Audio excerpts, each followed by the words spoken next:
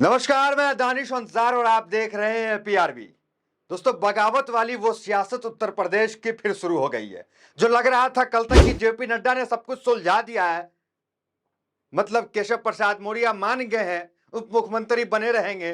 वो जो सपना मुख्यमंत्री का लेकर दिल्ली और तमाम जगह का चक्कर लगा रहे थे, वो सपना किसी बक्से में बंद कर दिए केशव प्रसाद मौर्य, ऐसा मालूम पड़ रहा था।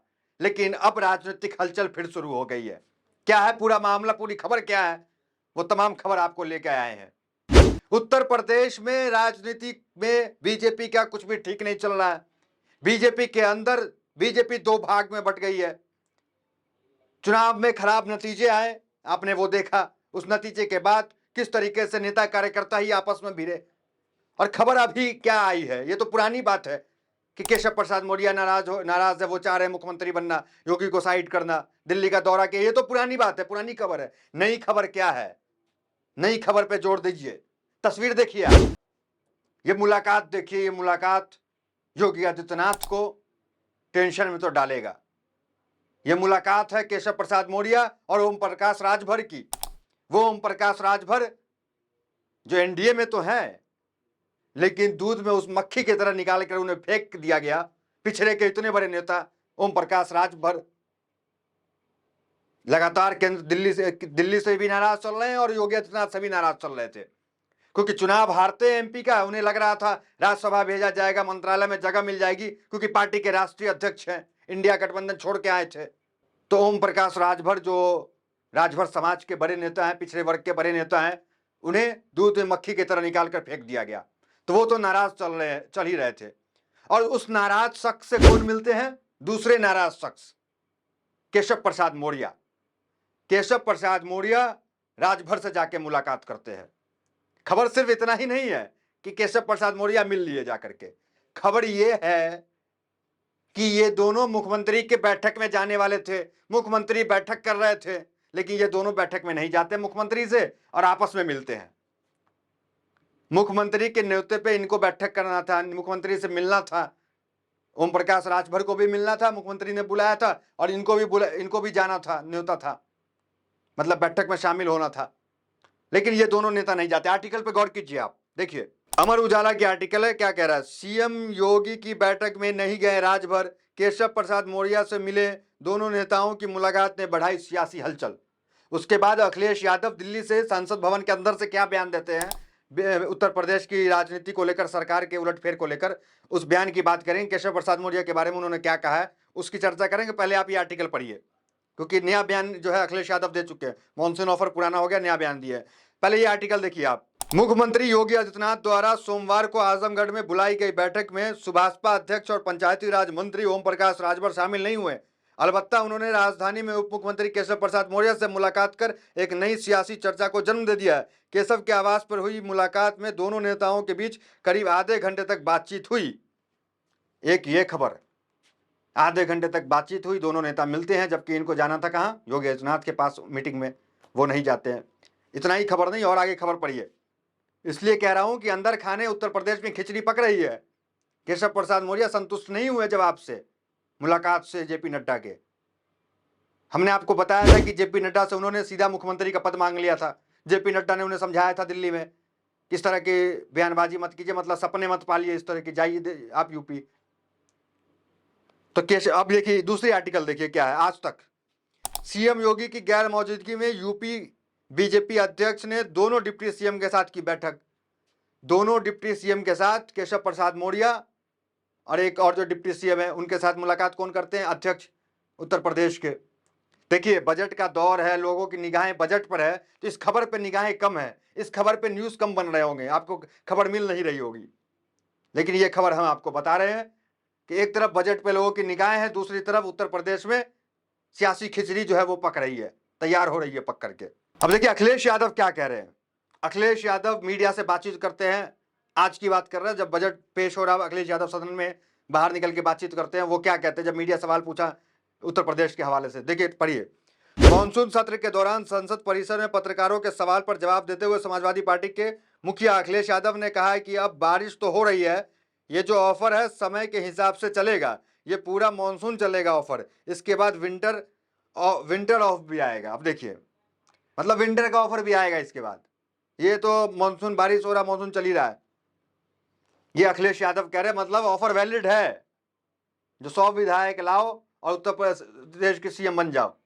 मतलब सपा सरकार रहेगी, आप गठबंधन में रहेंगे, जिस तरीके से बिहार में सरकार में बीजेपी है नीतीश कुमार के साथ। और एक आर्टिकल देखिए, केशव मौर्य ने सीएम योगी के विभाग से मांगा कर्मचारियों को आरक्षण का ब्यौरा, चर्चा में आया डिप्टी सीएम का लेटर। उस वक्त जब योगी आदित्यनाथ से उठापटक चल रहा है, उस वक्त जो है जवाब मांगते हैं। और सबसे बड़ी बात, पिछड़ा समाज के 2 बड़े नेता ओम प्रकाश राजभर और केशव प्रसाद मौर्य एक साथ हो जाते हैं, एक साथ मुलाकात करते हैं। और ये पिछड़े समाज के बड़े नेता हैं। बीजेपी का जो वोट बैंक है, जो निगाहें होती हैं, वो पिछड़े समाज पे ज्यादा होती है, ओबीसी पे ज्यादा फोकस होती है। तो दोनों पिछड़े समाज के नेता हैं। क्या सियासी खिचड़ी पक रही है? क्या ओम प्रकाश राजभर और ये दोनों मिलकर कुछ बड़ा कदम उठाने वाले हैं? केशव प्रसाद मौर्य लगातार सीएम बनने की चाह रखते हैं। 2017 में जब पहली बार योगी आदित्यनाथ सीएम के गद्दी पे बैठे, उस वक्त सबसे ऊपर नाम अगर किसी का चल रहा था तो वो केशव प्रसाद मौर्य का नाम चल रहा था, क्योंकि केशव प्रसाद मौर्य बीजेपी के स्टूडेंट विंग से लेकर के उप मुख्यमंत्री के पद तक पहुंचे हैं। वो पंचायत की राजनीति किए, जिला की राजनीति किए, स्टेट की राजनीति किए, तब जाकर के राष्ट्रीय राजनीति में पहुंचे केशव प्रसाद मौर्य। लेकिन योगी आदित्यनाथ मठ से निकले, सांसद बन गए, सदन में चले गए 26 साल की उम्र में। तो योगी आदित्यनाथ का पार्टी के लिए कोई बड़ा जो है सहयोग नहीं रहा। समीकरण के तहत, भगवा के तहत योगी आदित्यनाथ को ला करके बैठा दिया गया, क्योंकि गोरखनाथ पीठ का एक अलग ही महत्व था उस इलाकों में। उसको लेकर के योगी आदित्यनाथ जो है वो उनके गुरु जी को लेकर के योगी आदित्यनाथ को सांसद बनाया गया। फिर उसके बाद भगवा को देखते हुए मुख्यमंत्री बना दिया गया। फिर लेकिन केशव प्रसाद मौर्य पिछड़ जाते हैं।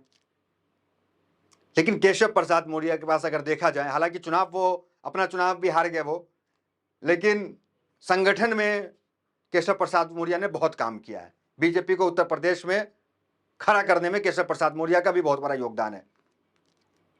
तो इसको लेकर केशव प्रसाद मौर्य चुनाव हार भी जाते हैं तो भी डिप्टी सीएम बन जाते हैं। इससे आप केशव प्रसाद मौर्य की योगदान बीजेपी के साथ क्या आप समझिए, क्योंकि दिल्ली से केशव प्रसाद मौर्य की कितनी गहराई है, कितनी करीबी है। मुख्यमंत्री तो राजनीति के तहत कोई भी बनाया जा सकता है, लेकिन दिल्ली से किसका संबंध ज्यादा अच्छा है, यह तय करता है कि संगठन में कौन सबसे ज्यादा संगठन के लिए जान देने के लिए तैयार रहता है। तो वो केशव प्रसाद मौर्य उत्तर प्रदेश के लिए हमेशा खड़े रहते हैं, शुरू से संगठन में रहे। लेकिन योगी आदित्यनाथ के साथ उल्टा है। यही कारण है कि दिल्ली के सबसे वफादार अगर कोई है तो वो केशव प्रसाद मौर्य है। लेकिन इस बार जब दिल्ली ने उन्हें ठुकरा दिया, दिल्ली ने उन्हें सीएम पद देने से मना कर दिया, तो वो कुछ बड़ा करने वाले हैं और ये सियासी खिचड़ी पक रही है। तो कुल मिलाकर के ये आगे क्या तस्वीर निकल के सामने आएगी, क्या कुछ होता है इस मुलाकात को लेकर के, क्योंकि हमने आपको लगातार बताया बैठक, कभी केशव प्रसाद मौर्य योगी आदित्यनाथ बैठक करते आवास में, मौर्य नहीं जाते हैं। कभी अध्यक्ष बैठक करते हैं, मौर्य नहीं जाते हैं। तो ये खिचड़ी जो है वो चली रही थी। तो इस बार क्या उत्तर प्रदेश में अखिलेश यादव जिस तरीके से दावा कर रहे हैं, केशव प्रसाद मौर्य पलटी मार करके इस बार फिर से सपा सरकार उत्तर प्रदेश में बना देंगे, तो क्या एक नई शुरुआत जो है उत्तर प्रदेश में देखने को मिलेगी? तो देखना दिलचस्प होगा। बीजेपी के अंदर क्या कुछ चल रहा है, क्या खींचतान है, बजट का समय है, आप वो देख रहे हैं। किस तरीके से सरकार बचाने के लिए बजट पेश किया गया। इस तरह का लोग कह रहे हैं कि ये बजट सरकार बचाने का है, कि टीडीपी को, आंध्र प्रदेश को और बिहार को बजट में मिल जाता है, लेकिन राजस्थान को कुछ नहीं मिलता, हरियाणा को कुछ नहीं मिलता, छत्तीसगढ़ को कुछ नहीं मिलता। जो 100% स्ट्राइक रेट दिया, 99% स्ट्राइक रेट दिया चुनाव लोकसभा में, लेकिन उसे कुछ नहीं मिलता है। तो ये जो है लोग लिख रहे हैं कि इनको कुछ नहीं मिला, तो उसको लेकर के बीजेपी कहीं ना कहीं अपनी बैसाखी को बचाने का प्रयास कर रही है। तो सरकार में तो संघर्ष है ही, लेकिन संगठन में भी संघर्ष है, संगठन में भी खींचतानी का दौर जारी है। उत्तर प्रदेश में कुछ भी अभी ठीक नहीं चल रहा है। ये विवाद कहां से शुरू हुआ है आपको पता है?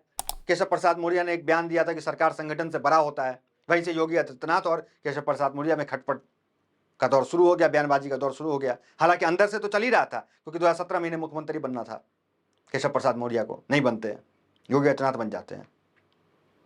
तो केशव प्रसाद मौर्य क्या कुछ कदम उठाते हैं? क्या ये मुलाकात, सियासत में इस तरह की मुलाकात और इस वक्त की मुलाकात से यही लगता है कि कुछ बड़ा होने वाला है, कुछ बड़ा खेला होने वाला है? और अखिलेश यादव और ममता बनर्जी जब बंगाल में थी तो उन्होंने भी यही कहा था कि कुछ बड़ा होने वाला है। तो देखिए क्या बड़ा होने वाला है, इस पर निगाह बनाए रखिए, हमारी भी निगाह बनी हुई है। तो फिलहाल आपकी क्या प्रतिक्रिया इसको लेकर के? क्या उत्तर प्रदेश में इस बार केशव प्रसाद मौर्य को पलटी मार करके सरकार बनानी चाहिए, अखिलेश यादव को, सपा को? अपनी प्रतिक्रिया जरूर दें। तो फिलहाल इस वीडियो में इतना ही, मिलता है अगली वीडियो से। बने हमारे साथ। बहुत बहुत धन्यवाद।